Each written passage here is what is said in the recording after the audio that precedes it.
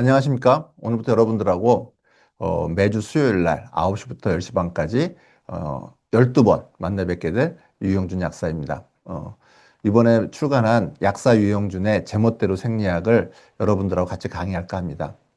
제멋대로 생리학은 생리학이란 책을 합리성과 효율성이란 관점에서 다시 한번 보니까 기존의 의견과 좀 다른 게 있더라고요. 그래서 그런 것들을 모았더니 한 400페이지가 되고 그 400페이지 되는 것들을 책으로 엮었더니 꽤 쓸만해 보이더라고요. 그래서 여러분들에게 책을 내게 됐고 이것은 제가 추구하는 배달 취급법에서 가장 기초적인 어떤 기초가 되는 부분입니다.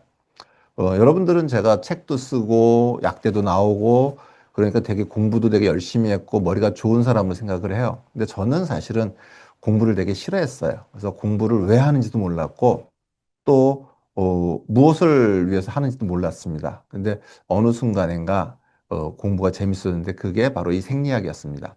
음, 약국을 처음, 저는 약대를 졸업하고 약국을 처음 했거든요. 그때는 공부를 워낙 안 했으니까 아는 게 없었어요. 그래서 손님이 오는 것도 무서웠고 또 그러다 보니까 급하게 어, 뭐, 어, 병태생리학, 그 다음에 약물학부터 먼저 공부를 했죠. 그것도 급하니까 어쩔 수 없이 할 수 있던 거고요.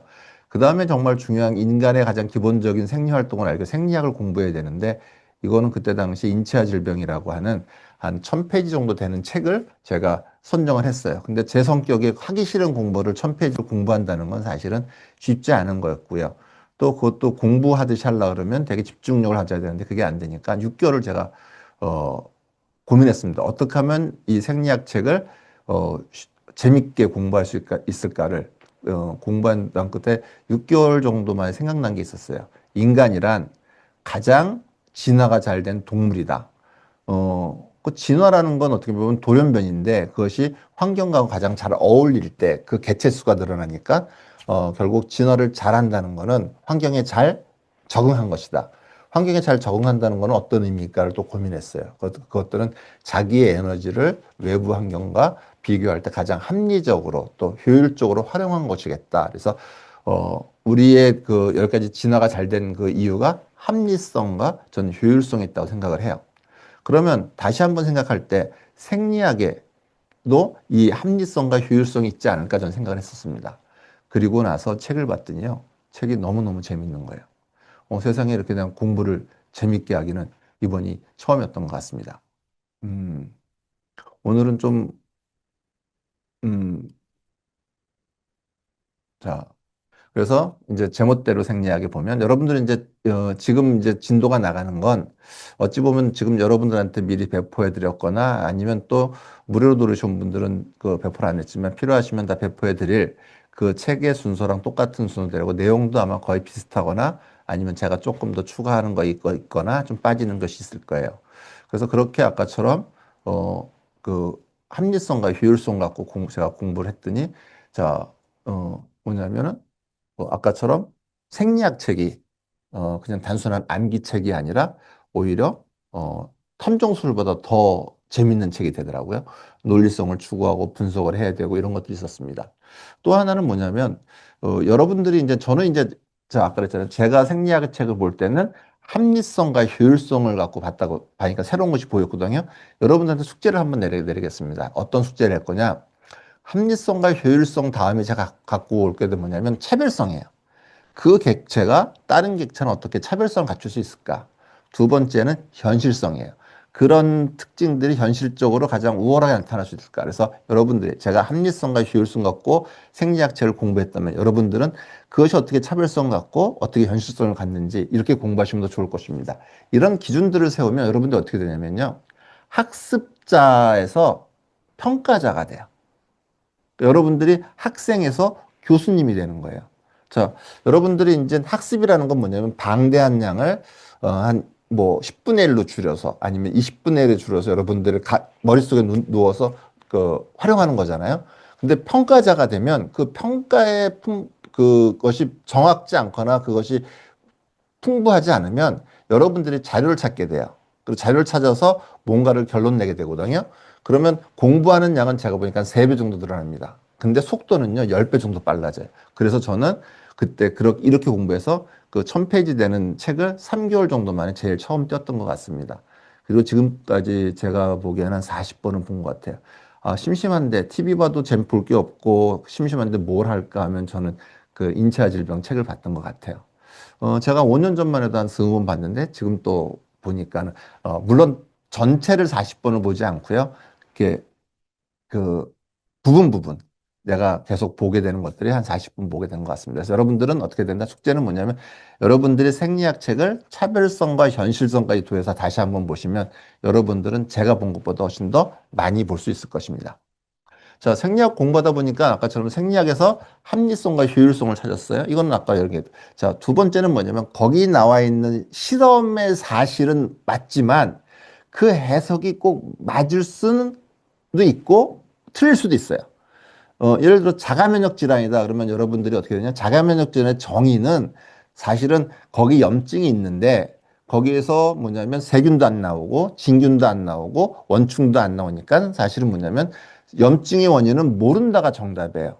거기다 가정법 if를 넣어서 잘은 모르지만 우리 몸에 있던 어떤 그 물질을 비자기로 인식해서 거기서 면역 반응이 향진되는 것 같다. 그게 자가면역 질환의 정의거든요. 뒤에 그거는 맞든 안 맞든 맞지 않을 수도 있고 틀릴 수도 있는 거예요. 왜? 만약이라는 거니까. 자, 저는 그 해석이 틀리다고 생각해요. 저는 그때 당시에는 바이러스가 없으니까. 바이러스를 검출해낼 기술이 없으니까. 왜? 전자면역이 없었거든요. 그러니까 바이러스를 검출할 수 없었어요. 근데 지금 만약에 다시 검출한다 그러면 자가면역이 일어난 염증 부위에 저는 바이러스가 있다고 생각을 해요. 왜냐하면 그 많은 자가면역 질환들을 저 되게 많이 했었거든요. 그 사람들이 천연물 광범위 항바이러스를 투여했더니 그것이 염증 반응이 더 심해져서 명현방이 나타나기도 하고 이후에 어떻게 돼요? 깨끗이 가라앉는 걸 전 수도 없이 봤어요. 그래서 자가면역 질환 저는 바이러스로 칩니다. 역류성 식도염도 마찬가지예요. 저는 역류성 식도염 여러분들 밴드에서 오래 있으신 분들 알 거예요. 역류성 식도염 환자를 모았어요. 저희가 70몇 명을 모아서 그 사람들한테 안티하고 서클하고 항바이러스하고 림프순환제하고 앞에는 어떻게 돼요? 또그 이담권이제를 썼죠. 그리고 경우에 따라서 목이 아픈 사람들은 캔디를 썼어요. 그랬더니 일주일 만에 증상들이 한 50% 개선이 되고 그다음에 한 달 썼더니 한 65% 정도 개선되는 걸 봤어요. 영순식도염이 바이러스가 아니면 개선될 일이 없어요. 왜? 저는 뭐냐면 제산제나 아니면 유산분비 억제를 쓰지 않았거든요. 그럼에도 불구하고 좋아졌다는 건 저는 바이러스라고 확신을 합니다. 그다음에 여러분들이 뭐냐면 사실을 넘어서 그 의문을 고민해야 돼요. 예를 들어서 호르몬 중에 합성, 자극, 분비되는 호르몬이 있고요. 그다음에 합성, 그다음에 바로 분비되는 호르몬이 있어요. 합성, 자극, 분비되는 호르몬은 여러분들이 그 에피네프린, 노르에피네프린, 뭐 그다음에 부신 그 수질 호르몬이죠. 그다음에 뇌하수체 후엽 호르몬들도 그런 역할을 하죠. 근데 합성, 그다음에 즉 분비되는 것들은 제일 대표적인 게 스테로이드 호르몬이죠. 이것들은 어떤 기능의 차이가 있을까 하는 것들인 거죠.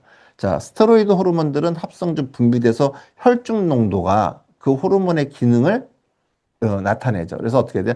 일정한 기능을 유지하기 위해서는 호르몬이 계속적으로 분비돼야 돼. 이런 호르몬들은 되게 어떻게 하냐면 우리 몸의 기본적인 요소들을 일정하게 유지하는 것들을 나타내는 거고요. 합성, 자극, 분비되는 합성, 저장, 자극, 분비되는 거거든요. 그런 것들은 뭐냐면 저장됐다가 자극받아서 분비되는 호르몬이거든요. 그러면 이런 것들은 어떤 거냐면 준비되었다 어떤 자극에 의해서 반응하는 호르몬들이에요. 제일 대표적인 것들이 아까 말했던 부신 수질 호르몬, 피질 호르몬, 수질 호르몬, 그 다음에 갑상선 호르몬 이런 게 속하죠. 그래서 어떤 그 기능 상황들을 빨리 정상화시키기 위해서 빠르게 분비되고 그다음에 쓰이고 나면 다시 없어지는 것들 그런 것들이죠. 자, 그 다음에 뭐냐면 가장 중요한 것들 찾는 버릇이 중요해요. 여러분들 미네랄 종류가 되게 많잖아요. 그럼 미네랄에서 어떤 게 가장 중요한 건데, 그럼 여러분들 어때? 기능들을 다 따지죠. 그것도 되게 의미가 있어요. 근데 그보다 더 중요한 것들은 나중에 있어요. 그래서 하여튼 어떤 것들이든 그 요소가 많으면 그 중에서 가장 중요한 것이 무엇일까? 여기엔 딱 또 중요한 것이라 판단하는 근거가 있어야 돼요. 여러분들이 감으로 이것이 중요하다가 아니라, 이러이러한 조건 때문에 나는 중요하다 생각해. 이렇게 결론을 낼 수 있는 것들이 중요해요. 예를 들어서 미네랄 중에 가장 중요한 것들 여러분들 계산해 보세요. 많을 거예요. 여기서 제가 물어보면 어떻게 돼요? 미네랄 중에 5개는 나올 겁니다. 근데 저는 여러분들한테 꼼짝 못하게 설명할 수가 있어요. 이것이 제일 중요하다 하고. 두 번째는 뭐냐면 뭐 비타민 중에서도 가장 중요한 것은 이런 것들 여러분들 비타민의 효능 갖고 따질 수 있는 게 아니거든요. 자, 그런 것들을 찾는 버릇들 또 기준을 만드는 버릇들이 되게 중요해요. 자, 그 다음에 한번 뭐냐면 이거 되게 중요한데요. 자, 이것들을 제가 공부하다 보니까 평가를 내리기 위해서 저도 판단이 안 되니까 그렇게 한 거거든요. 머리로 판단하지 마세요. 자, 여러분들이 머리로 판단하는 건 많이 알고 있는 게 중요한 거예요. 근데 여러분들 몸이 왜 그게 중요한지를 이해하는 버릇이 필요해요. 그래서 우리 몸은 어떤 걸 중요하다고 생각할까? 고민해 보시면 한 걸음 더 여러분들이 진화하는 걸 알 수 있어요. 그리고 어떻게 돼요? 미시적인 그런 사실들을 연결하면 커지잖아요. 그러면 거시적인 지혜가 됩니다. 여러분들 간이 나쁘면 뭐 GOTP가 올라간다. 이렇게만 공부하지만 간이 나쁘면 우리 몸은 어떻게 변할까? 뭐 GOTP가 올라가니까 어떻게 돼요? 간의 독소들이 제대로 해독이 안 되겠죠. 담즙이 잘 합성된 담즙 분비가 안 되면 이제 간에서 어떻게 돼요? 담즙이 쌓이니까 황달이 생기겠죠. 또 그러다 면역력이 떨어지면 또 염증성 질환들이 많이 나타나겠죠. 그래서 여기에 자꾸 알고리즘을 연결하는 거예요. 그래서 이 알고리즘들이 많아질수록 여러분들이 인체에 대한 이해가 깊고 또 넓어집니다. 그러면 실력이 늘어나는 거죠. 그럼에도 불구하고 판단이 어려울 때는 결과로 판단하는 거예요. 제가 그렇게 이제까지 만성질환이 바이러스라고 결론을 내린 이유는 뭐냐면 결국 뭐냐면 결과를 통했더니 항바이러스였더니 그런 질환들이 개선이 되더라. 그래서 결론을 내린 것입니다.